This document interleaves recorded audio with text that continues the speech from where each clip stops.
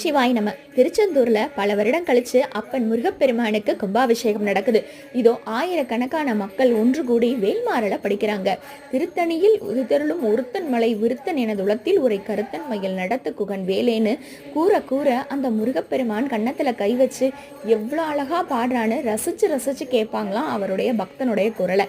அது மட்டும் இல்ல, வேல்மாறலை தொடர்ந்து படிச்சா எல்லா விதமான சகல சௌபாக்கியமும் கிடைக்கும்னு சொல்ல கேட்டு ஒரு பெண் தொடர்ந்து படிச்சுக்கிட்டே இருந்தாங்களாம். படிச்சுட்டே இருக்கும் போது அப்போ முருகப்பெருமான் கிட்ட சொன்னாங்களாம், நீ அதை செஞ்சிருக்க இதை செஞ்சிருக்கேன்னு சொல்றாங்க, ஆனா எனக்கு எதுவுமே நீ செய்யலையே, நானும் படிச்சுட்டு தானே இருக்கேன் அப்படின்னு ரொம்பவே கொஞ்சம் வருத்தத்தோடையும் செல்ல கோவத்தோடையும் முருகன் கிட்ட கோச்சுக்கிட்டாங்களாம்.